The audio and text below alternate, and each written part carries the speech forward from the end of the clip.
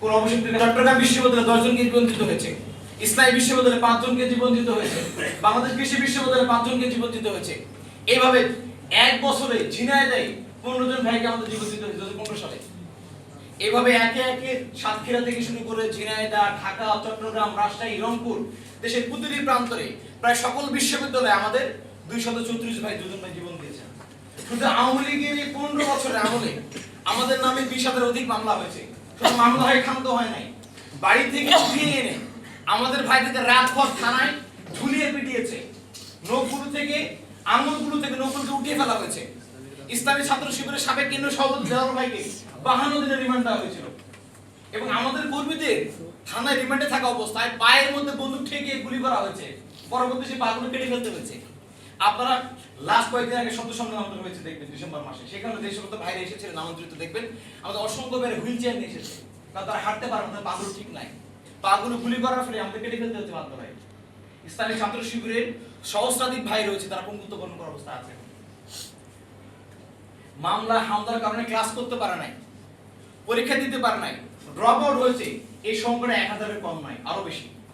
শুধু তাই নয়, আমাদের ভাইদেরকে এখনো গুম করা হতো নিয়মিত ভাবে, যার মধ্য থেকে 7 জন ভাই এখন পর্যন্ত ফিরে আসে নাই। অন্তর্বর্তী সরকার আমাদেরকে সন্ধান দিতে পারে নাই। র্যাব অফিস থেকে শুরু করে স্বরাষ্ট্র মন্ত্রণালয়ের কার্যালয়, হাইকোর্টে আমরা সব জায়গায় গিয়েছি যে আমাদের ভাইদের সন্ধান দেন। এখন পর্যন্ত কোন সরকার আমাদের ভাইদের সন্ধান দিতে পারেন নাই। ইসলামী ছাত্র শিবিরের 7 জন ভাই এখন গুম অবস্থায় রয়েছে, আমরা জানি না ভাইদের কি অবস্থা। সম্মানিত ভাইরা, ইসলামী ছাত্র শিবির শুধু জেল, মামলা, হামলা, জুলুম করে না, শহীদ করে নাই। ইসলামী ছাত্র শিবিরের উপরে যুগে যুগে দায় চাপানোর প্রবল রাজনীতি করেছে একটি চক্র। দেখবেন 2006 সালে রাজশাহী বিশ্ববিদ্যালয়ে ডক্টর তাহের যখন হত্যা হন, তার নিজ বাড়িতে তার ট্যাঙ্কির মধ্যে লাশকে খুঁজে পাওয়া যায়, তখন তৎকালীন ইউনিভার্সিটির সভাপতি ডক্টর ব্যারিস্টার মাহবুব আলম সালেহী ভাইকে প্ল্যান করে মামলা ঢুকানো হয়। রাজশাহী ইউনিভার্সিটির তৎকালীন সভাপতিকে মামলা প্রধান আসামি করা হয়, তাকে 2.5 বছর জেলের মধ্যে পুরে রাখা হয় বিনা বিচারে। পরবর্তীতে প্রমাণ হয় যে সালেহী সেই মামলা যুক্ত নয়। একইভাবে যখন ডক্টর রেজাল হত্যাকাণ্ড হলো, শিবিরের রাজশাহী মহানগরের নেতা হাফিজুর রহমানকে গ্রেফতার করা হলো। জেলের মধ্যে অসুস্থ মানুষটি বিনা চিকিৎসায় মারা গেলেন, তার মৃত্যুর পরে প্রমাণ হলো যে হাফিজুর রহমান এই হত্যাকাণ্ডে জড়িত নয়।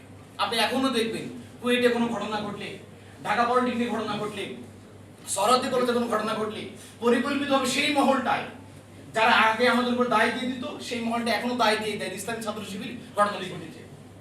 আমরা বলতে চাই, দায় চাপানোর রাজনীতি দিয়ে, হত্যা করে, জুলুম করে, জেলে ভরে, রিমান্ডে নিয়ে গুলি করে, পঙ্গু করে দিয়ে ইসলামী ছাত্র শিবিরকে দমানো যায় না। খুনি হাসিনা পারে নাই। আগামী দিনে এদেশের কোন অপশক্তি যারা আধিপত্যবাদের দালালি করে, তারা কখন ইসলামী ছাত্র শিবিরকে দমিয়ে রাখতে পারবে না ইনশাআল্লাহ। সম্মানিত ভাইরা, শুধু বলতে চাই, এদেশে জুলুমের অবসান একদিন হবে ইনশাআল্লাহ। এদেশে ইসলামের পতাকা, ইনসাফের পতাকা, কালেমের পতাকা একদিন উঠবে ইনশাআল্লাহ। এবং সেই পতাকার সবচেয়ে গুরুত্বপূর্ণ অংশীদার হবে ইসলামী ছাত্র শিবির। আমরা বলতে চাই, যে শহীদদের স্বপ্ন দেখতেন, যে শহীদরা স্বপ্ন দেখে চলে গেছে, জুলাই শহীদ থেকে শুরু করে ইসলামী ছাত্র শিবিরের শহীদ, এদেশের প্রত্যেক সংগঠনের শহীদকে লালন করে আমরা বলতে চাই, শহীদদের স্বপ্ন পূরণ করা ব্যতীত, শহীদদের আব্বা আম্মার স্বপ্ন পূরণ করা ব্যতীত ইসলামী ছাত্র শিবির তার সিলেবাস থেকে শিক্ষা বান্ধব কার্যক্রম, ছাত্র বান্ধব কার্যক্রম এবং দেশের সংকট নিরসনের কার্যক্রম একদিনের জন্য বন্ধ করবে না ইনশাআল্লাহ। শুধু আমরা বলতে চাই একটি কথা, ওয়ালা তাহিনু ওয়ালা তাহজানু ওয়া আনতুমুল আ'লাউনা ইন কুনতুম মুমিনিন। তোমরা হতাশ হও না, তোমরা নিরাশ হও না, তোমরা মুমিন হলে তোমরা অবশ্যই বিজয় লাভ করতে পারবে। ওয়া কুরা তুহিব্বুনাহা নাসরুম মিনাল্লাহি ওয়া ফাতহুন কারীম ওয়াবাশশিরিল মুমিনিন।